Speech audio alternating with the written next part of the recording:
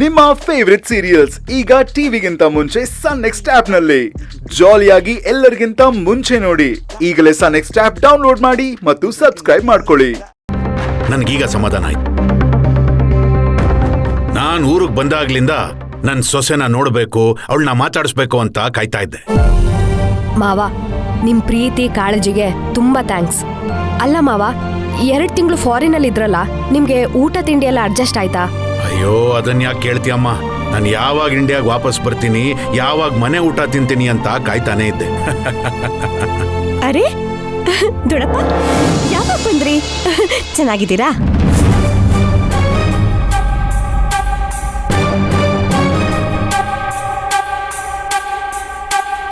ಓ ದೊಡ್ಡಪ್ಪ, ಇವರೆಲ್ಲರೂ ಹೇಳೋ ಹಾಗೆ ಈ ಮನೆಗೆ ಬಂದಿರೋ ಹೊಸ ಸುರಭಿ ನಾನೇ.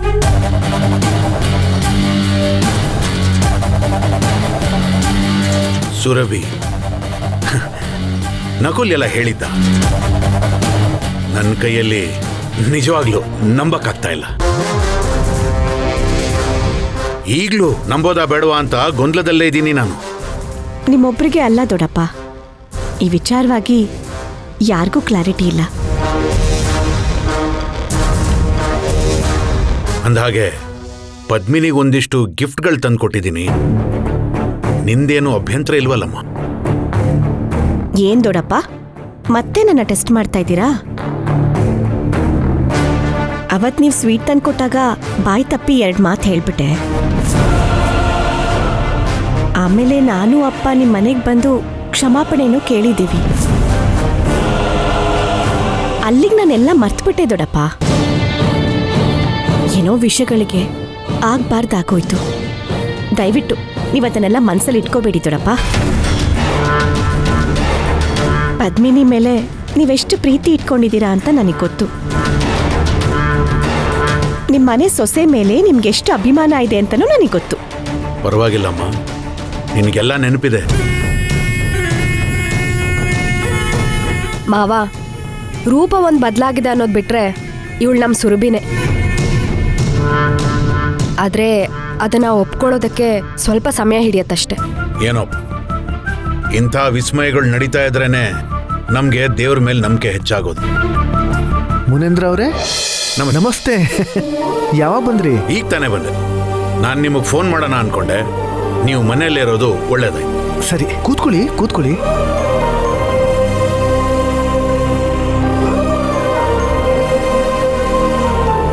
ಹೇಳಿ, ಏನು ವಿಷಯ?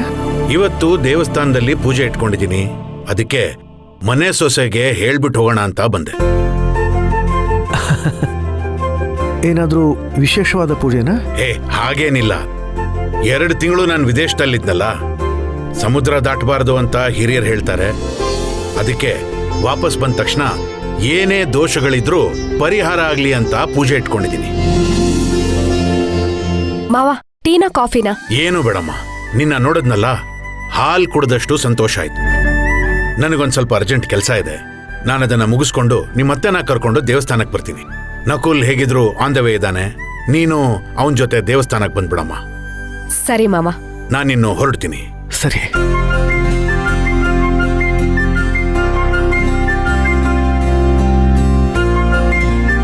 ನೀನು ತುಂಬಾ ಅದೃಷ್ಟ ಮಾಡಿದೆಯಾ ಕಣಮ್ಮ.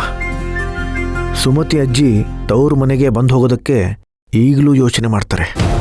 ಆದರೆ ನಿನ್ನ ವಿಷಯದಲ್ಲಿ ನಿಮ್ಮ ಮಾವನೇ ಖುದ್ದಾಗಿ ಬಂದು ನಿನ್ನನ್ನು ನೋಡಿಕೊಂಡು ವಿಚಾರಿಸ್ಕೊಂಡು ಹೋಗ್ತಿದ್ದಾರೆ. ಇದೆಲ್ಲ ನೋಡ್ತಾ ಇದ್ರೆ ನನಗೆ ತುಂಬ ಸಂತೋಷ ಆಗುತ್ತೆ. ನಿಮ್ಮ ಬಾಂಧವ್ಯಕ್ಕೆ ಯಾರ ದೃಷ್ಟಿನೂ ತಾಗದೇ ಇರಲಿ ಅಂತ ಆ ತಾಯಿ ಹತ್ರ ಕೇಳ್ಕೊತೀನಿ. ಸರಿ, ಬೇಗ ರೆಡಿ ಆಗು. ಸರಿ ಅಣ್ಣ, ಬಾ.